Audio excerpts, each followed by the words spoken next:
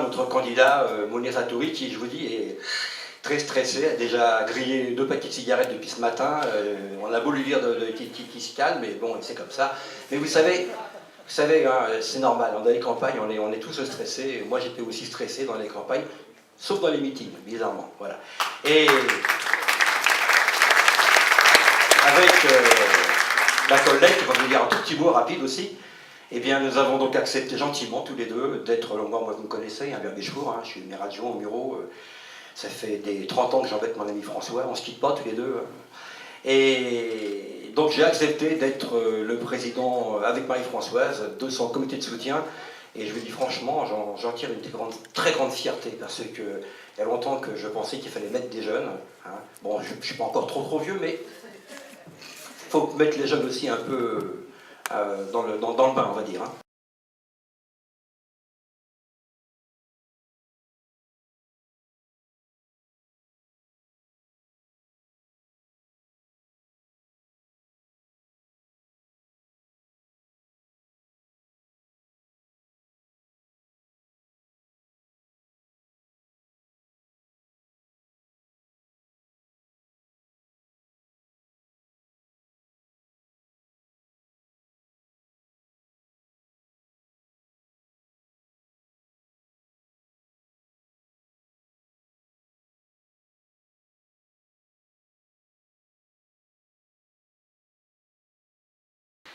Indépendamment de cela, dans les enjeux de cette campagne électorale, bien évidemment, je ne vais pas vous parler de la circonscription, qu'est-ce que c'est le rural, qu'est-ce que c'est l'urbain. Moi, je parle plus par rapport aujourd'hui à quelles sont nos préoccupations et quelle est notre préoccupation. Ma préoccupation essentielle, et souvent quand on en parle justement par rapport à ce que nous voulons pour demain, on parle beaucoup de l'environnement, on parle beaucoup de l'activité économique, on parle beaucoup, je dirais, de tout un tas de sujets, mais ma première priorité, c'est de faire des générations durables. Aujourd'hui, la vraie question qui est posée, c'est que nous avons un système où nous avons des enfants de 0 à 11 ans, des adultes à partir de 18 ans, et entre 11 et 18 ans, nous avons ce que l'on appelle le Moyen-Âge. Et ce Moyen-Âge, de 11 à 18 ans, c'est le temps de l'adolescence, et c'est de savoir comment on passe de l'adolescence à l'adolescence. Et bien évidemment, depuis 30 ou 40 ans, on a changé tous les temps d'âge. On a changé tous les systèmes. On a dit l'école obligatoire est de 14 à 16 ans. On a dit la majorité est de 21 à 18 ans. À partir de 16 ans, aujourd'hui, quand on sort du système éducatif, normalement, on se devrait de pouvoir travailler. Et la vraie question qui est posée par rapport à tous ces jeunes, par rapport à toutes ces personnes qui rentrent dans la vie adulte, qui rentrent dans la vie, c'est de se dire, est-ce qu'il faut respecter les 4 lettres E, E, A, A. Alors, E, E, A, A, qu'est-ce que ça veut dire? Ce n'est pas du tout, je dirais, des andouilles, hein, des andouillettes et des dames, parce que certains pourraient dire les 3 A. Non, E, E, A, premièrement, c'est E égale éducation. Et ça, je crois qu'il y a une priorité éducative forte. Et j'espère aujourd'hui qu'à travers cette priorité éducative, nous la ferons dès le plus jeune âge. Je ne suis pas certain que ce soit nécessairement que l'école maternelle et l'école primaire, mais il y a aussi ce passage entre 11 et 16-17 ans qui est très important. Très important pour préparer demain ceux qui vont rentrer dans la vie active. Le deuxième terme, et là Eva Joly me comprendra bien, il nous comprendra bien, c'est le terme d'éthique. E comme éthique. Je pense que, indépendamment des problèmes de sécurité que nous parlons souvent, de respect de la règle, si en soi, on n'a pas cette notion d'éthique qui nous dure toute la vie, on ne peut pas respecter. Et donc il est fondamental aujourd'hui de retravailler l'éthique. Ce n'est pas retravailler le bien et le mal, c'est de retravailler le bon et le mauvais, et c'est quelque chose qui est en soi et qui doit durer toute sa vie. Donc, éducation éthique. Bien évidemment, avec toutes les règles de citoyenneté, je dirais, j'en passe, et des meilleurs. Troisième niveau, c'est A comme activité. Aujourd'hui, une société qui n'est pas capable de faire rentrer dans l'activité tout jeune qui sort du système éducatif, quelle que soit sa formation, est une société qui se perd à terme. Donc cette notion d'activité, c'est de savoir exactement quels seront tous les outils que nous mettrons de telle façon à ce que lorsqu'on sort de l'école, à partir de 16 ans jusqu'à 30 ans, c'est comment on rentre dans la vie et comment éventuellement on a une vraie activité sur un temps suffisamment long. Quatrième point important, c'est ce que j'appelle le A, de autonomie. Parce que si on a l'éducation, l'éthique, et si on a l'activité, bien évidemment, l'autonomie devient plus facile. Et donc, dans l'autonomie, aujourd'hui, nous devions accueillir Cécile Duflot, et il est évident que nous aurions parlé du logement, nous aurions parlé de tout ce qui permet éventuellement d'être autonome. Et cette autonomie n'est pas seulement, bien évidemment, par la rémunération des activités, mais aussi par rapport à ce que l'on peut avoir en fonction de la rémunération que l'on a, quel que soit son niveau de rémunération. Et ça, c'est fondamental aujourd'hui sur l'autonomie l'autonomie du logement, l'autonomie de l'éducation, l'autonomie par rapport au savoir. Et aujourd'hui, à partir de tout cela, je pense, et je le pense sincèrement, c'est que nous pouvons créer une république de la première chance pour des générations durables. Je pense qu'il y aura le soir du deuxième tour, je ne crois pas une triangulaire. Peut-être qu'une triangulaire pourra apporter quelque chose, mais il faut faire 12% et demi des inscrits, et 12,5% des inscrits, c'est plus de 20%. Donc ne nous battons pas pour une triangulaire, battons-nous justement pour qu'il y ait un deuxième tour, quitte à ce que ce soit un face-à-face, mais de telle façon aussi que nous arrivions le plus près des 50% et bien évidemment 51% pour l'emporter. Et je pense que si Mounir rentre à l'Assemblée nationale, ce terme de génération durable, de république de la première chance, sera aussi un thème fort des enjeux de société à terme. Et aujourd'hui, on est seulement en 2012, l'histoire de la France c'est tous les 30 ans, 45-75, 75-2005, et aujourd'hui notre responsabilité c'est de réfléchir à ce que sera 2040, 2010-2040. Ce n'est pas des gens comme nous qui sommes des seniors sur le plan super activité. D'autres sont en déclin. Demain, d'autres seront en dépendance. Mais aujourd'hui, notre responsabilité politique à tous, c'est de faire en sorte que dans 20 ou 30 ans, tout jeune qui sort du système éducatif ait une activité et soit autonome.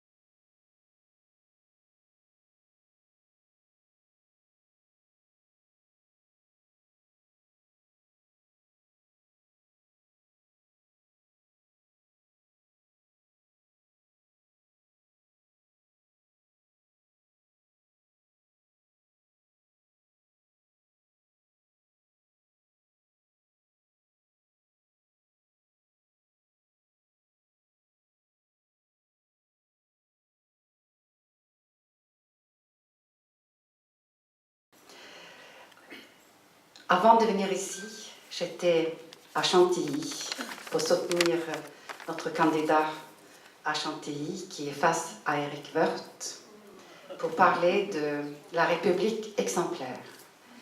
Je dois dire que j'étais assez mal accueillie. Il n'aime pas se souvenir des casseroles qu'il porte. Et c'est aussi très symbolique parce que nous, les écologistes, nous portons le changement, donc le virage réellement écologique de la société, et notre façon de travailler, notre façon de produire l'énergie, un souci pour les générations futures, les générations durables, comme dit Monsieur le maire, mais nous portons aussi la République exemplaire.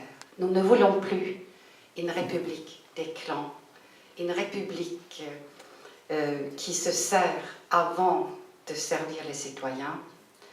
Et ce que nous avons vécu ces dernières années, je pense qu'avec le temps, nous allons nous apercevoir combien cela était grave et combien on avait perdu de vue les biens communs, l'intérêt commun, et combien l'intérêt particulier a prévalu.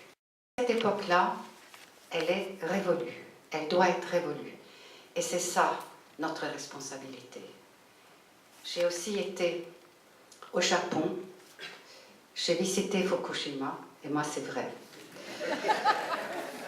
J'ai rencontré les mères qui ne savaient plus comment nourrir leurs enfants.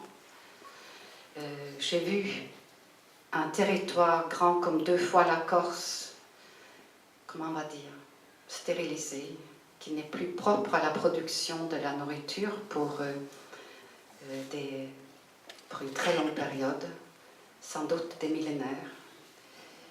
Nous ne voulons plus cela, nous voulons sortir de l'énergie nucléaire. Et ça, c'est une différence que nous avons avec les socialistes. Nous voulons sortir sur une période de 20 ans. Et c'est pour toutes ces raisons-là que le vote écologiste est important. Nous avons aussi une responsabilité historique de faire de sorte que la France politique, la France des conseils d'administration, devienne la France cosmopolite que nous sommes. Nous devons mettre fin à cette idée que la France appartient simplement à ceux qui ont 4 grands-parents français et qui ont fait les grandes écoles. Et c'est pour ça que dans cette salle, je suis heureuse de vous voir, vous les citoyens. C'est ça la démocratie vivante. Et nous comptons sur vous, nous les écologistes, pour voter ce dimanche et dimanche d'après, pour envoyer à l'Assemblée nationale beaucoup de candidats écologistes.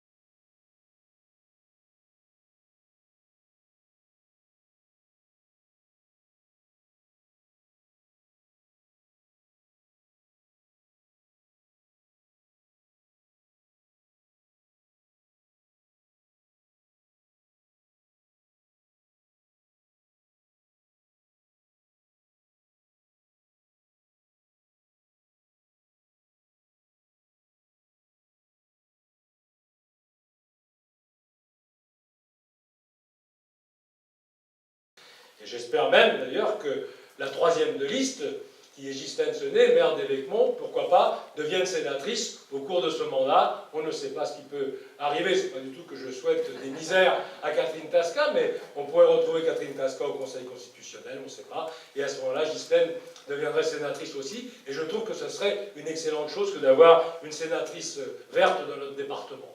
Donc je me réjouis de ça. Je suis donc bien heureuse d'être avec vous ce soir pour vous dire tout bien que je pense de Mounir Satouri, mais aussi de sa remplaçante, puisque c'est le terme consacré, Dominique Francesconi, qui vont donc porter les couleurs rassemblées de la gauche et des écologistes. Ce rassemblement de la gauche et des écologistes, il n'était pas acquis, il n'était pas donné, il n'était pas écrit. Et je crois qu'il faut remercier Martine Aubry et tous les responsables socialistes d'avoir eu comme démarche constante de chercher les voies du rassemblement plutôt que de cultiver l'isolement dominateur et arrogant de la force majoritaire.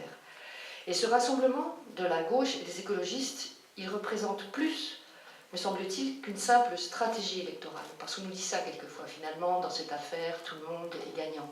Il représente une force, il représente un espoir pour l'avenir. Parce que moi, je suis profondément convaincue que si la gauche veut être assez forte pour affronter les défis devant lesquels nous sommes, il faut qu'elle se rassemble, il faut que la gauche et les écologistes se rassemblent ensemble.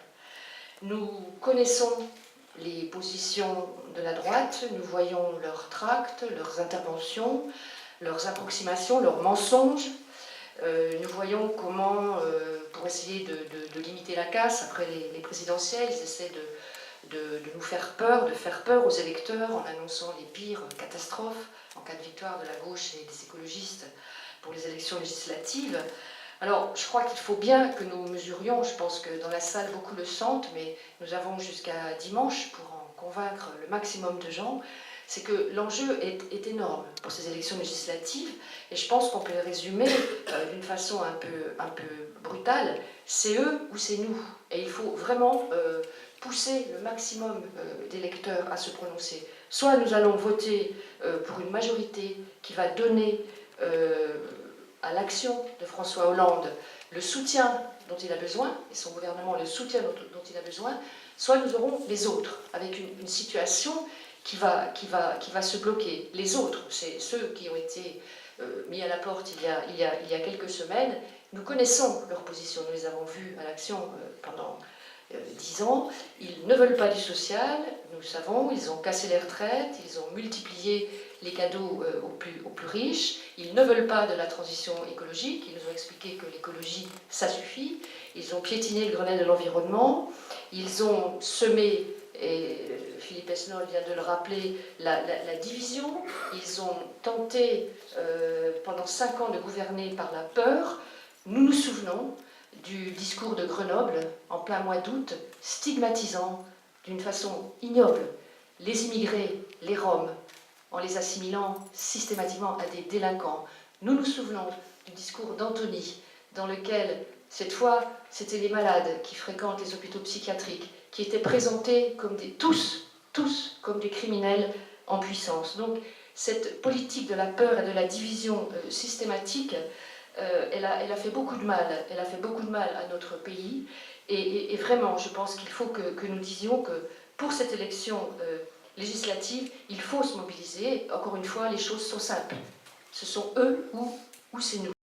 Vous qui habitez ce territoire, et parce que je pense qu'il connaît, qu'il vous connaît, il représente en fait, ce candidat de la gauche et des écologistes, il représente le combat qui a été mené par des générations pour arracher le respect, la dignité, le combat pour l'égalité territoriale.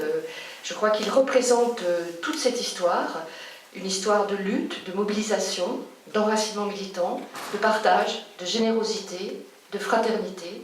Cette histoire-là, c'est la sienne, mais c'est aussi la vôtre. Je tiens à vous remercier pour votre accueil dans cette salle ici au bureau, mais également pour le soutien inconditionnel à notre candidature d'Union Europe Écologie Les Verts, Parti Socialiste. Monsieur Garret, vous étiez présent le 14 avril pour le lancement de notre campagne et nous avons grand plaisir de vous retrouver à nos côtés pour ce premier meeting des élections législatives sur la 9e circonscription. Au lancement de cette campagne, je craignais qu'une campagne d'union à laquelle, soyons honnêtes, je n'étais résignée que par discipline de mon parti, plus que par un enthousiasme délirant, ne soit rendu difficile par les désaccords entre socialistes et écologistes. Mais en dépit de nos efforts scrupuleux pour en arriver à des conflits insurmontables, la socialiste très consciente des enjeux environnementaux que je suis a dû reconnaître qu'il était difficile de trouver avec l'écologiste très consciencieux des enjeux sociaux qu'est Mounir Satouri. Pourrait-on dire, pour plaisanter, bien sûr, qu'il peut être parfois plus aisé de réduire les désaccords entre socialistes et écologistes qu'entre socialistes eux-mêmes et écologistes eux-mêmes.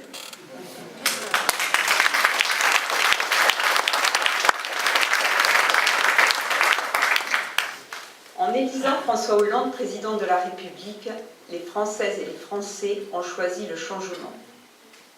Cette première étape est franchie. Rien n'est encore acquis. Vous veniez de le dire, Aline, c'est bien vrai.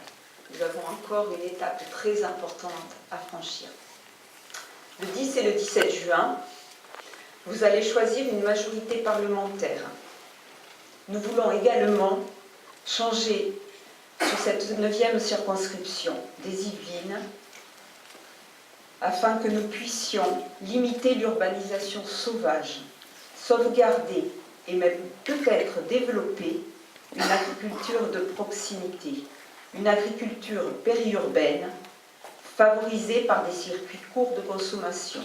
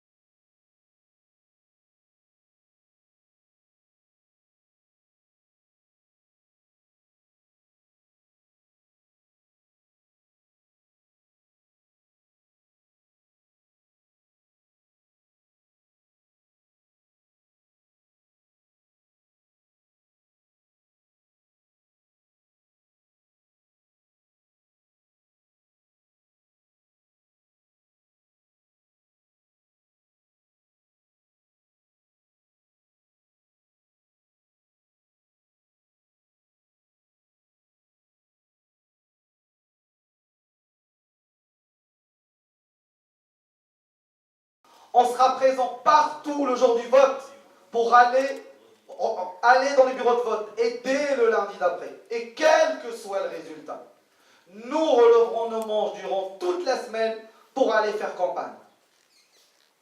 Parce que c'est notre devoir de militants. Parce que cet espoir-là qu'a créé François Hollande à travers son élection, ce territoire, il y a droit. C'est aussi une question d'égalité entre les territoires, c'est aussi une question de retrouver notre fierté, nous les militants de gauche, avec nos différences et nos divergences. Parce que je le dis, je suis un militant écologiste résolu, mais je suis profondément de gauche. Et en ce qui me concerne, l'écologie politique, elle ne peut être que à gauche.